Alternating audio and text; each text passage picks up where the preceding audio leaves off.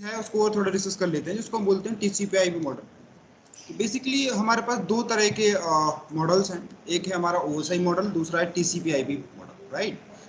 अब एक क्वेश्चन आता है कि क्या डेटा दो तरीके से फॉरवर्ड होता है? नहीं, ऐसा कुछ भी नहीं है, राइट। आप ओएसआई मॉडल को रेफरेंस मॉडल बोल सकते हैं, right, is a reference model, but actually जो डेटा फ्लो होता है वो ओएसआई मॉडल के हिसाब से नहीं होता, वो सिर्फ एक रेफरेंस मॉडल है, राइट। जो आपका जो डेटा फ्लो होता है एक्चुअली वो टीसीपी/आईपी मॉडल के हिसाब से होता है, दोनों में ज़्यादा खास फर्क नहीं है। अब इतना है कि देखो कुछ चीज़ें जो थी वो प्रैक्टिकली एक्सप्लेन करने में अब ऐसा समझो कैपेबल नहीं था, ओएसआई जो लेयर थी प्रैक्टिकली एक्सप्लेन करने में वो कैपेबल नहीं थी। तो क्या क्या कि ऊपर की जो तीन लेयर्स हैं इनको कंबाइन करके बोल दिया एप्लीकेशन लेयर, राइट। और जो यहाँ पे ट्रांसपोर्ट लेयर है इसको बोला हमने होस्ट टू होस्ट लेयर, इसको हमने basic transport layer host to host layer बोल देते हैं, राइट। नेटवर्क लेयर ही है, मतलब सॉरी, जो नेटवर्क लेयर और डेटा लिंक लेयर है ये दोनों को कंबाइन करके क्या बोल दिया? Internet layer, right. और जो फिजिकल लेयर है इसको कंबाइन करके क्या बोल दिया? नेटवर्क इंटरफेस लेयर या हमारे फिजिकल लेयर, ठीक है। तो जितने भी आपके फिजिकल मीडिया होते हैं like ethernet, ATM, frame relay switch, serial interfaces, T one line, T two line, right, cables, connector, ये सब लेयर 1 पे काम करते हैं, ठीक है। और लेयर 2 और लेयर 3 पे जितने भी प्रोटोकॉल्स होंगे जैसे राउटिंग प्रोटोकॉल होगा, आर्प होगा, राइट, ये सब हमारा इंटरनेट लेयर पे काम करता है, ठीक है। और ट्रांसपोर्ट लेयर के हमने क्या बोलता? होस्ट टू होस्ट लेयर या ट्रांसपोर्ट लेयर, दोनों में से या कुछ भी बोल दो, होस्ट टू होस्ट या ट्रांसपोर्ट लेयर। और ऊपर की तीन लेयर्स को हमने पूरा कंबाइन करके जिसको हमने बोल दिया एप्लीकेशन लेयर और सॉफ्टवेयर लेयर, ठीक है। इसी को हम क्या बोलते हैं? टीसीपी/आईपी मॉडल। तो आपको याद रखना है जो ओएसआई मॉडल है ये क्या है? एक रेफरेंस मॉडल है, राइट। रेफरेंस मॉडल मतलब कि ये आपको थ्योरेटिकली तो एक्सप्लेन कर सकता है पर प्रैक्टिकली एक्सप्लेन नहीं कर सकता, ठीक है। तो आपका जो एक्चुअली जो डेटा फ्लो होता है वो टीसीपी/आईपी मॉडल के हिसाब से होता है। तो बस इतना ही है, बस इसमें सिर्फ 4 लेयर्स होती है, इसमें आपकी 7 लेयर्स होती है। बाकी डेटा ऐसा नहीं होगा कि दो अलग तरीके से आपका फॉरवर्ड होगा, डेटा एक ही तरीके से फॉरवर्ड होगा। तो हमने कल टीसीपी यूडीपी में डिफरेंस भी देखे थे। अब देखो कुछ प्रोटोकॉल्स के बारे में डिस्कस करते हैं, राइट। प्रोटोकॉल देखो हमारे पास तकरीबन 65535 से ज़्यादा पोर्ट्स नंबर है ना। तो कुछ जो प्रोटोकॉल्स हैं और उनका जो पोर्ट नंबर है वो इम्पोर्टेंट है, उनका पोर्ट नंबर भी आपको याद रखना ज़रूरी है। तो थोड़ा उनको पढ़ लेते हैं और फिर देखते हैं कि आईसीएमपी कैसे काम करता है, और कुछ बेसिक सॉफ्टवेयर के बारे में डिस्कस करेंगे कि किन किन सॉफ्टवेयर को यूज़ करेंगे हम अपनी आने वाले ट्रेनिंग में, ठीक है। तो आज एक छोटा सा इंट्रो हो जाएगा आपके लिए इन सभी सॉफ्टवेयर का।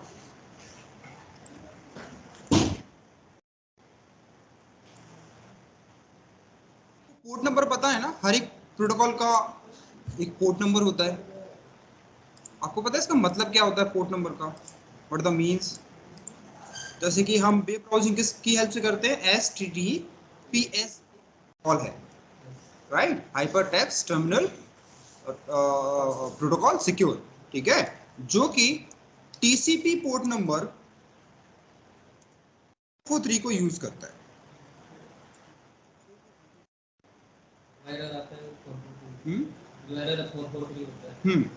ये इसका पोर्ट नंबर है। तो TCP HTTPS is a protocol, और ट्रांसपोर्ट लेयर पे ये क्या यूज करेगा? टीसीपी यूज करेगा। देखो कोई प्रोटोकॉल लेयर 6 पे काम, जैसे HTTPS है ये एक्चुअली लेयर 7 पे काम करता है, इस वर्क ऑन लेयर 7।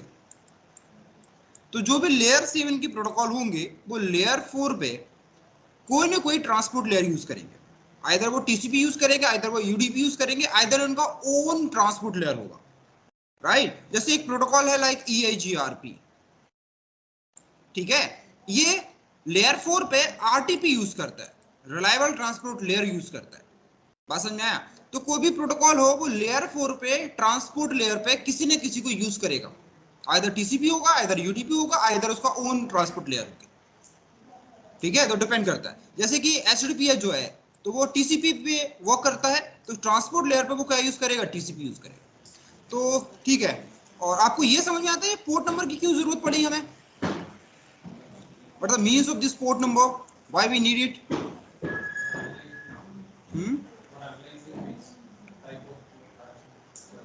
हाँ, एक्चुअली ऐसे सिंपली समझो, जो राउटर हैं या जो सर्वर्स हैं, ना वो आईपी एड्रेस समझते हैं, ना वो प्रोटोकॉल समझते हैं। बात समझ में आई? सॉरी, उल्टा उल्टा, ना वो डोमेन समझते हैं, जो राउटर होते हैं वो सिर्फ आईपी एड्रेस समझते हैं और पोर्ट नंबर समझते हैं। जो राउटर्स हैं या सर्वर्स है, कोई भी मशीन हो, राइट, जो सर्वर्स भी हो, ठीक है, तो वो भी ना डोमेन समझते हैं ना प्रोटोकॉल समझते हैं। तो एक राउटर है ना वो डोमेन समझता है ना प्रोटोकॉल समझता है, राइट। डोमेन लाइक जैसे google.com, facebook.com, कोई भी एक डोमेन, राइट। तो जो डोमेन है उस प्रॉब्लम को सॉल्व करने के लिए क्या बनाया गया? डीएनएस सर्वर बनाया गया। आगे हम पढ़ेंगे डीएनएस, जो कि क्या करेगा? डोमेन टू आईपी एड्रेस को कन्वर्ट करेगा। अब अपना कंपनी खुद का भी एक डोमेन सर्वर बना सकती है, राइट। तो होस्ट की बिहाफ पे आप कंप्यूटर को एक्सेस कर सकते हैं या राउटर को एक्सेस कर सकते हैं, राइट। तो उसी तरह जो राउटर्स हैं वो एचटीटीपीएस भी नहीं समझते, वो पोर्ट नंबर समझते हैं। तो हर एक प्रोटोकॉल का एक पोर्ट नंबर होगा। तो हम प्रोटोकॉल से समझेंगे, पर राउटर और सर्वर पोर्ट नंबर से समझेगा। पॉइंट समझ में आया? अब हमें इन प्रोटोकॉल्स की क्यों जरूरत पड़ी? अब देखो, मैं छोटे से एग्जांपल्स में आपको समझाने की कोशिश करता हूँ, ठीक है? क्या ये पोर्ट नंबर की जरूरत हमें क्यों पड़ी? फॉर एग्जाम्पल, मान के चलो कि यहाँ पे दो बंदे हैं, द टू गाइस, ठीक है। अब इन दोनों के बीच में आपको कम्युनिकेशन कराना है, मतलब कोई भी इंस्ट्रक्शन सेंड करना है, ताकि ये कुछ बोले तो दूसरा समझ सके, ठीक है? पॉइंट समझ में आया मेरा? ये आपस में बोल कुछ नहीं सकते, ये आपस में लैंग्वेज ही नहीं समझते, ऐसा समझो, ठीक है। तो सबसे पहले आपको क्या करना पड़ेगा? इन दोनों को नाम देना पड़ेंगे। नाम तो देना पड़ेगा ना। ये कैसे बोलेगा कि भाई इसको ये बोलना चाहता आप बैठ जाओ, तो कैसे बोलेगा? तो नाम तो देना पड़ेगा। तो मैंने इसको बोला ए, इसको बोला ना बी, तो हमने पहले उसको आइडेंटिटी दे दी। अब ए बी को कुछ बोलना चाहता है, जैसे ये बोलना चाहता है आप बैठ जाओ, तो हम क्या करते हैं? इसके लिए कोई कोड फिक्स कर लेते हैं, जैसे कि जब भी मैं बोलूं नंबर 1, तो इसका मतलब होगा कि आप बैठ जाओ, सिट डाउन।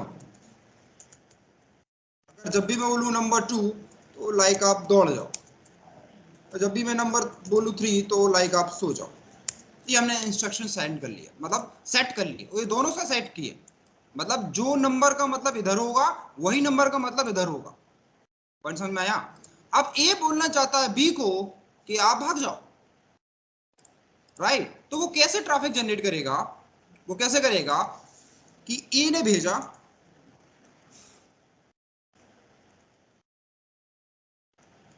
यहां पे कोई भी एक रैंडम नंबर ले लेते हैं, लाइक 10 ले लेते हैं, बी को कि आपको दौड़ जाना है, तो ऐसे भेजेगा वो, राइट। अब ये सोर्स क्या होता है, ये मैं आता हूं थोड़ी देर से, ठीक है। सो अब ए क्या बोल रहा है बी को कि आप दौड़ जाओ, राइट। अब यही जब ट्रैफिक बी को मिलेगा, तो बी देखेगा किसने बोला? ए ने बोला। क्या बोला? किसको बोला? बी को बोला, मतलब मैं ही हूं। क्या बोला? नंबर 2 बोला। नंबर 2 मतलब कि दौड़ जाना, तो वो क्या करेगा? दौड़ जाएगा। बात समझ में आया? तो यहां पे जो बी है ये कहलाएगा आईपी एड्रेस, और यहाँ पे जो 2 है ये कहलाएगा port number, right, that called port number.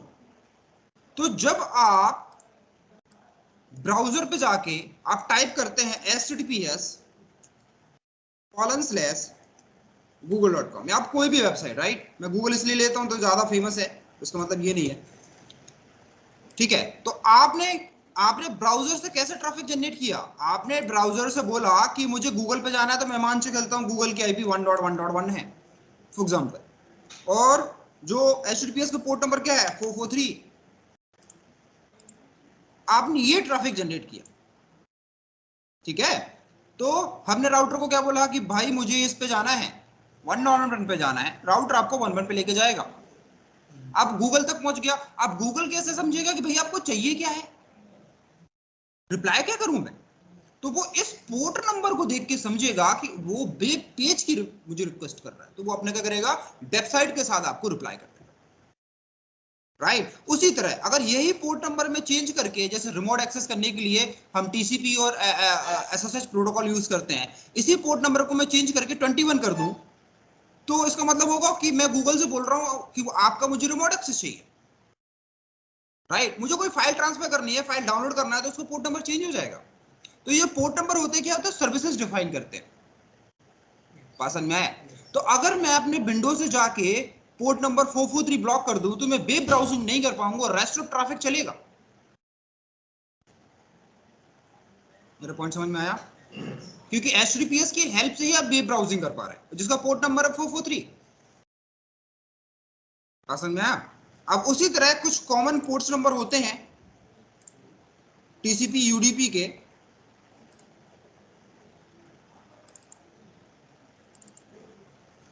तो हैं तो वैसे बहुत सारे प्रोटोकॉल्स, देख के डरना नहीं, सब याद नहीं करने, ठीक है? कुछ इंपॉर्टेंट हैं वो आपको याद रखने पड़ेंगे। प्रोटोकॉल तो हमारे कितने हैं, 65,000 से ज्यादा हैं, राइट? तो जिंदगी निकल जानी है, पूरी याद नहीं हो पाएंगे, तो हमें इनको याद करने की जरूरत भी नहीं पड़ती, राइट? स्टेप गूगल है, आप किसी भी चीज को सर्च कर सकते हैं, बट कुछ चीजें क्या होती हैं जो हम ज्यादा यूज करते हैं। वेब ब्राउजिंग बहुत यूज करते हैं, फाइल डाउनलोड बहुत करते हैं, पिंग करते हैं हम, राइट? ठीक है सर, कलर से किया है, ये ज्यादा यूज होता है, वो सिक्योर है, ठीक है? मैं आता हूँ ये कलर का मतलब क्या है, बात समझ में आया? तो कुछ जो कॉमन पोर्ट नंबर हैं वो मैं आपको लिखवा देता हूँ, और जितना मैं आपको 10-15 प्रोटोकॉल्स लिखवाऊंगा वो इंपॉर्टेंट होंगे, वो आपको याद करने पड़ेंगे। As a process port number पूछता है, राइट? और HTTPS को अभी याद कर लो, HTTPS का क्या है, 443। TCP पोर्ट नंबर 443 को यूज करता है HTTPS, और HTTP 80 यूज करता है। HTTPS और HTTP में क्या फर्क है? HTTPS सिक्योर है, मतलब आप जो कुछ भी देंगे एंड टू एंड इनक्रिप्टेड होगा, और HTTP सिक्योर नहीं है, बस इतना ही फर्क है, बाकी सब सेम है, एक ही काम करते हैं, ठीक है? आगे बताओ, अगर मैं अपने विंडो से 443 पोर्ट नंबर को ब्लॉक कर दूं तो क्या होगा? वेब ब्राउजिंग नहीं कर पाऊंगा। अगर मान के चलो मैं फाइल डाउनलोड करने के लिए एक FTP प्रोटोकॉल होता है, अगर मैं FTP को ब्लॉक कर दूं अपने विंडो में तो मैं कोई फाइल डाउनलोड नहीं कर पाऊंगा। इससे कोई फर्क नहीं पड़ता कौन सा सॉफ्टवेयर यूज कर रहे हैं। अगर मैं 443 ब्लॉक करूंगा, मान के चलो मैंने HTTPS ब्लॉक किया, तो ना मैं क्रोम से ब्राउजिंग कर पाऊंगा, ना मोजिला से ब्राउजिंग कर पाऊंगा, ना किसी दूसरे ब्राउजर से ब्राउजिंग कर पाऊंगा। बात समझ में आई? अब ये कर भी सकते हैं विंडो में, आपको पता है कैसे करना है? आपके विंडो में एक इनबिल्ट फायरवॉल होता है, आपको पता है? एक छोटा सा सॉफ्टवेयर रन करता है जिसमें आप कुछ बेसिक फिल्टरिंग कर सकते हैं। ऐसा समझो ये जो बड़ा फायरवॉल है ना, इसका एक बड़ा एडवांस वर्जन है, राइट? होता है कि जैसे बाइक का एक छोटा इंजन, बड़ा इंजन, ज्यादा कैपेसिटी वाला, ज्यादा चीजें, फंक्शनलिटी आपको ज्यादा मिल जाती है, फ्लेक्सिबिलिटी ज्यादा मिल जाती है आपको, राइट? ज्यादा फीचर्स मिल जाते हैं आपको, राइट? पर जो फायरवॉल का जो बेसिक कॉन्सेप्ट है, वो फंडामेंटल प्रिंसिपल लगभग सबका सेम होता है, चाहे कोई भी फायरवॉल, भले आपका विंडो का एक छोटा सा सॉफ्टवेयर क्यों ना हो, ठीक है? या फिर एक बड़ा सा क्लाउड में फायरवॉल्स रखा हुआ हो जिसकी लाइसेंस कॉस्ट 10 लाख से ज्यादा होती है, राइट? जो फायरवॉल्स में सबसे एक्सपेंसिव पार्ट होता है उसका होता है लाइसेंस कॉस्ट। लाइसेंस, बिना लाइसेंस के कोई भी फायरवॉल काम नहीं करता। मैं इन बात कर रहा हूँ, ये हार्डवेयर की बात कर रहा हूँ जिसमें हम यूजर्स को फिल्टर करेंगे। ये फायरवॉल सिर्फ आपको फिल्टर करेगा, बाकी पड़ोसी को तो ना करेगा। वो क्या करेगा, पूरी नेटवर्क में फिल्टरिंग करेगा, राइट? जैसे कि मान के चलो मैंने अपने लैन में पोर्ट नंबर 443 ब्लॉक कर दिया फायरवॉल से, तो उस लैन में कनेक्टेड कोई भी यूजर वेब ब्राउजिंग नहीं कर पाएगा। तो फॉर एग्जांपल मान के चलो कि मेरा एक BPO है, राइट? तो मैं उस लैन में सिर्फ वही ट्रैफिक अलाउड करूंगा ना जो यूजर्स को जरूरत है। मैं इनको यूट्यूब फेसबुक क्यों अलाउड करूं? बात समझ में आई? तो बैंकिंग के नेटवर्क में सिर्फ वही पोर्ट नंबर और IP एड्रेस अलाउड होती हैं, या कोई भी नेटवर्क जितना भी सिक्योर नेटवर्क है, जिनकी उनको जरूरत होती है। सारे पोर्ट नंबर ओपन नहीं होते। हमारे जैसे होम बेस्ड राउटर है, हमारा नेटवर्क में तो सारे पोर्ट नंबर ओपन होते हैं, पर कॉर्पोरेट या एंटरप्राइज नेटवर्क में सारे पोर्ट नंबर ओपन नहीं होते। जिनकी जरूरत होती है उनको सिर्फ वही ओपन करते हैं, बाकी सब ब्लॉक कर देते हैं फॉर सिक्योरिटी रीजन, राइट? तो ये भी बहुत बड़ी वल्नरेबिलिटीज होती है। कोई भी अगर कोई हैकर है कंपनी के नेटवर्क में एंट्री मारता है, तो सबसे पहला काम जो करता है वो पोर्ट स्कैन करता है कि कौन से पोर्ट ओपन है और उन पोर्ट्स में क्या क्या वल्नरेबिलिटीज है। उन्हें वल्नरेबिलिटीज को यूज करके, लूपहोल्स को यूज करके उस नेटवर्क या फिर उस डेटाबेस में वो एंट्री मारता है, ठीक है? तो ये सबसे हैकिंग का सबसे फर्स्ट इनिशियल स्टेज होता है। तो फॉर सिक्योरिटी रीजन हम सिर्फ उन्हीं पोर्ट को ओपन रखते हैं जिनकी हमें जरूरत है।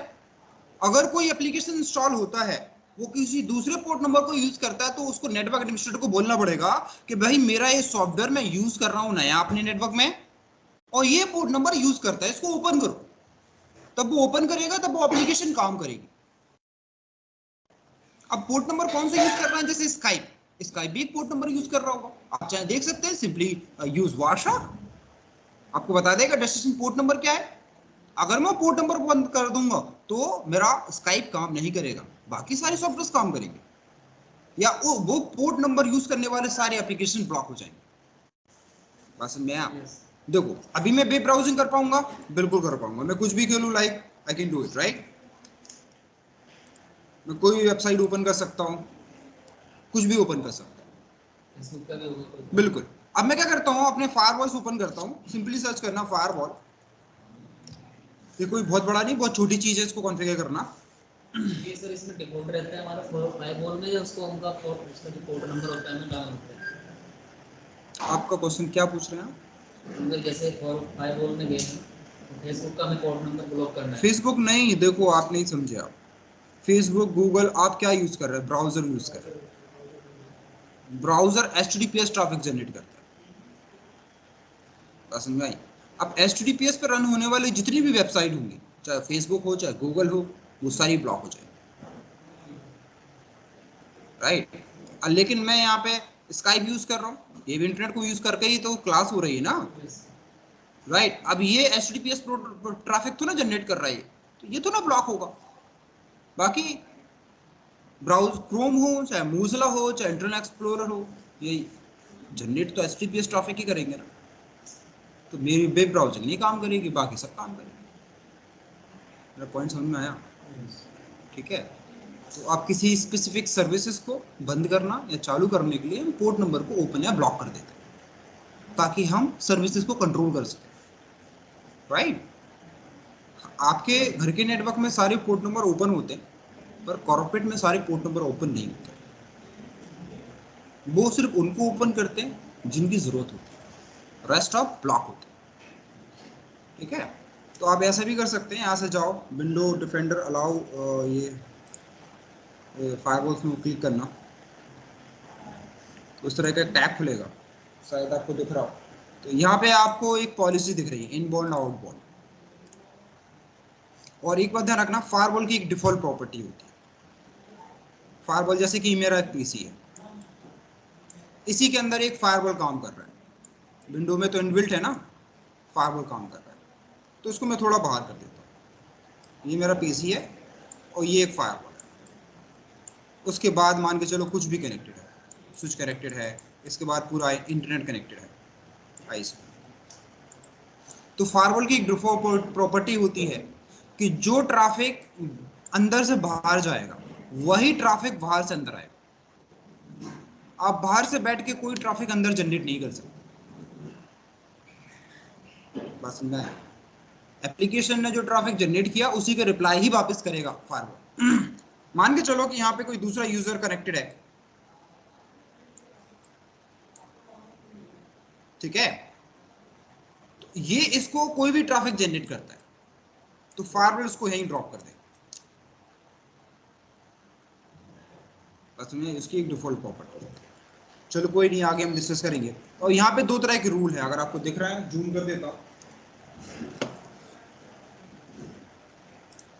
यहाँ पर अगर आप साइड में देखें, दिख रहा है ना, दो तरह के, inbound rule and outbound rule. Inbound and outbound दिख रहे हैं। अब इनबाउंड आउटबाउंड रूल का मतलब होगा कि मेरा पीसी है, मैं रूल्स किसके लिए बनाना चाहता हूँ, जो ट्रैफिक मेरे पीसी के अंदर आएगा उसके लिए रूल्स बनाना चाहता हूँ, या जो ट्रैफिक मेरे पीसी से बाहर जाएगा उसके लिए रूल्स बनाना चाहता हूँ। तो जब मैं वेब ब्राउजिंग करूंगा, HTTPS ट्रैफिक जनरेट करूंगा, तो मेरा ट्रैफिक क्या होगा, मेरे पीसी से बाहर जाएगा। तो मुझे किस रूल में जाना पड़ेगा, आउटबाउंड रूल, राइट। तो यहाँ पे मैं क्लिक करता हूँ आउटबाउंड रूल। जैसे आउटबाउंड रूल पे क्लिक करेंगे तो आपको जैसे राइट में जाएंगे तो यहाँ पे एक न्यू रूल का आपको एक ऑप्शन दिखाई देगा, न्यू रूल। ये सारे रूल्स जो ऑलरेडी आपके डिफॉल्ट रूल होते हैं, राइट। आप किसी भी रूल को चेंजेस कर भी सकते हैं। तो यहाँ किस पे क्लिक करेंगे, न्यू रूल पे। जैसे न्यू रूल पे क्लिक करेंगे तो उसका एक डायलॉग बॉक्स इस तरह का आपको खुलता हुआ दिखाई देगा, दिख रहा है ये? Yes. तो उस तरह का डायलॉग बॉक्स दिखाई देगा।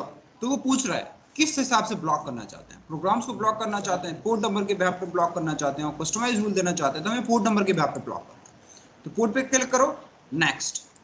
अब वो कह रहा है कौन से पोर्ट नंबर ब्लॉक करना है, टीसीपी यूडीपी, तो हमें टीसीपी का ब्लॉक करना है, स्पेसिफिक पोर्ट नंबर ब्लॉक करना है, तो यहाँ पे लिख दो 443, राइट। नेक्स्ट। अब वो पूछ रहा है क्या करना है, ब्लॉक्स कनेक्शन को सारी ब्लॉक करना है, या फिर जब अलाउड सिर्फ तभी करें जब सिक्योर हो, या फिर अलाउड करना है, तो हमें एक कनेक्शन ब्लॉक करना है। नेक्स्ट।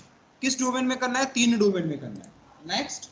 कुछ भी नाम दे दो यहाँ पे, तो मैंने दे दिया ब्लॉक HTTPS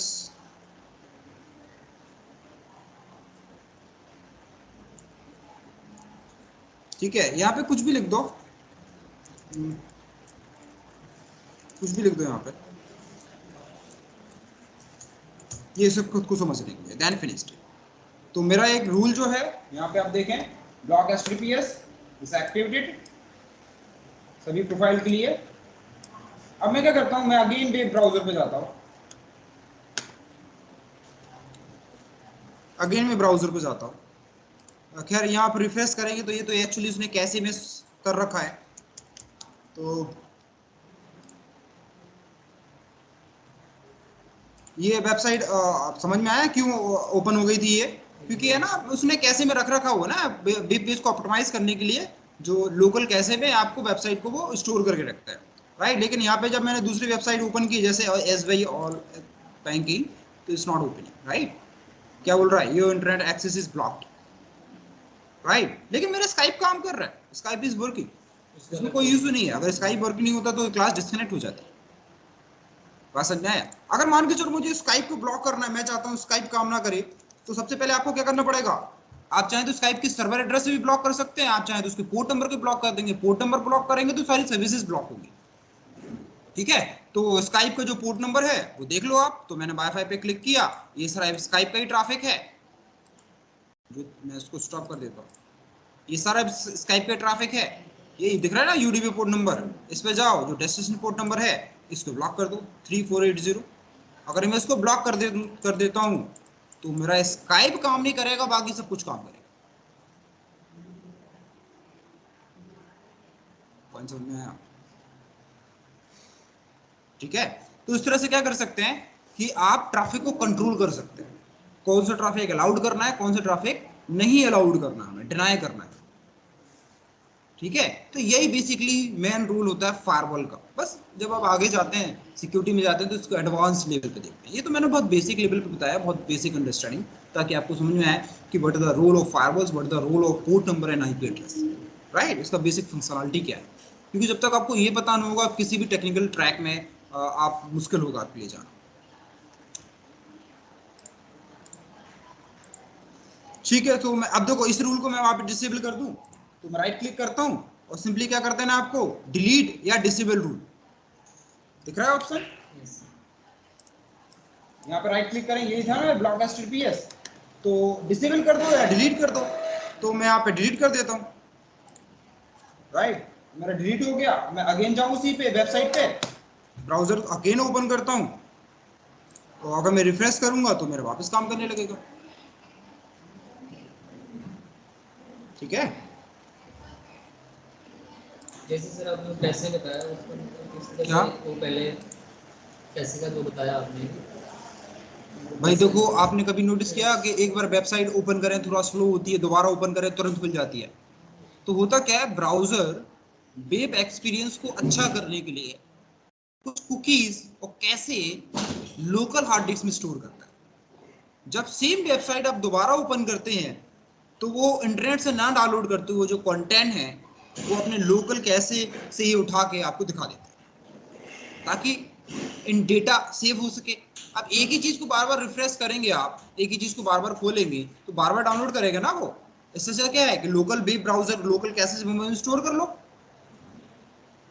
कभी आपने सोचा कि जब आप अमेजोन पे जाते हैं, आप कोई चीज, आप जैसे मान के चलो आपने कोई प्रोडक्ट खरीदा और आपने अपने कार्ड में ऐड कर लिया और आपने ब्राउजर क्लोज कर दिया, अगेन जब सेम वेबसाइट पे ओपन करेंगे तो आपको वो वहीं पे छोड़ रिडायरेक्ट कर देगा जहां पे आप लास्ट टाइम छोड़ के गए थे। जिस पेज पे आपने ऐड किया था उस पे छोड़ के गए थे।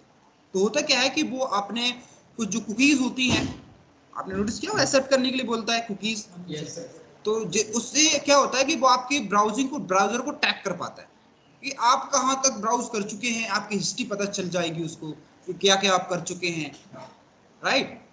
तो इस तरह से होता है। ठीक है, तो पोर्ट नंबर पे आते हैं। पहले मैं समझा देता हूं इनका मतलब क्या है। देखो, जो भी इस कलर में होंगे वो चैटिंग टाइप के प्रोटोकॉल होंगे, मतलब चैट के लिए काम आएंगे। जो भी ब्लू कलर में होंगे वो सारे इनकप्टेड होंगे, मतलब एंड टू एंड इनकप्टेड होंगे। जो भी ग्रीन कलर के होंगे वो गेमिंग के लिए होंगे। जो रेड कलर के होंगे वो मिलिसिस होंगे। जो इस कलर के होंगे वो पी टू पी होंगे, ये स्ट्रीमिंग के लिए होंगे। ठीक है, तो ये पीडीएफ मैं आपको भेज दूंगा, आप सिंपली इसको देख लेना। और मैं ये नहीं बोल रहा हूँ सारे याद करना है, जो मैं कुछ लिखवा रहा हूँ आप लिख लीजिए, राइट। उतनी ही आपको याद रखना है, जो इंपॉर्टेंट है मैं उसी को लिखवा रहा हूँ केवल। और यहाँ पे जो दे रखा है ये क्या है उसका port number, this is the port number. तो पहला में स्टार्ट करते हैं एफटीपी, ये टीसीपी कैटेगरी का प्रोटोकॉल है। TCP port number 20 and 21 use करता है। टीसीपी 20 21 एफटीपी, एफटीपी मतलब फाइल ट्रांसफर प्रोटोकॉल। एफटीपी मतलब क्या होगा, फाइल ट्रांसफर प्रोटोकॉल। देखो इसके नाम से समझ में आ रहा है क्या काम होना चाहिए इसका। एग्जैक्टली फाइल ट्रांसफर करने के काम आता है। जब आप कोई फाइल डाउनलोड करते हैं, मूवी डाउनलोड करते हैं, कोई सॉफ्टवेयर डाउनलोड करते हैं, राइट, तो एफटीपी प्रोटोकॉल रिस्पॉन्सिबल होता है इस फाइल को ट्रांसफर करने के लिए, राइट। अगर आप FTP protocol port number block कर देंगे तो आप कभी भी डाउनलोडिंग नहीं कर पाएंगे। ब्राउजर होगा लेकिन ब्राउजिंग होगी आपकी, स्काइप काम करेगा, सब कुछ काम करेगा, बट डाउनलोडिंग नहीं हो पाएगा। ठीक है, देन लिखना TCP port number 22, that is SSH, is a secure shell. ठीक है, फिर लिखना टीसीपी 23 टेलनेट। जो टेलनेट एसएसएच होते हैं ना, ये दोनों रिमोट एक्सेस के लिए काम आते हैं, तो सिंपली लग लेना रिमोट एक्सेस, रिमोट एक्सेस दोनों, टेलनेट एंड एसएसएच। अब ये ब्लू कलर का है, इसका मतलब क्या है, सिक्योर है। और जो टेलनेट नहीं है ब्लू कलर में तो ये सिक्योर है। जैसे एफटीपी है, एफटीपी एक पोर्ट नंबर होगा जो सिक्योर नहीं है, एक कौन सा होगा जो सिक्योर है। तो यहां पे अगर आप जाएं नीचे तो आपको दिखाई देगा एफटीपी विद एसएसएल। तो जो एफटीपी सिक्योर वाला पोर्ट नंबर है वो ये है 898990। खैर ये छोड़ दो, अभी वैसे जरूरत तो पड़ती है लेकिन इससे ज़्यादा फ्रेशर से इतना पूछता नहीं है। बाकी आपकी इच्छा है, आप जितना ज़्यादा याद रख सकें आपके लिए बेनिफिट होगा इससे। ध्यान लिखना SMTP TCP 25, SMTP simply mail transfer protocol, simply mail transfer protocol. ठीक है, अब इसके नाम से समझ में आ रहा है क्या काम होना चाहिए इसका, मेल के लिए काम आता है। ठीक है, देन लिखना डीएनएस, यूडीपी में आता है यूडीपी 53।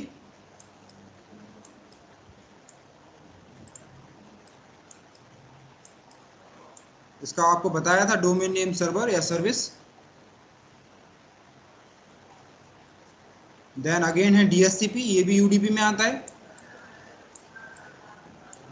6768। कैसे पता लगेगा सर ये टीसीपी में और देन लिखना टीएफटीपी, ये भी यूडीपी में आता है, ट्राइबल फाइल ट्रांसफर प्रोटोकॉल, ये भी फाइल ट्रांसफर के काम आता है।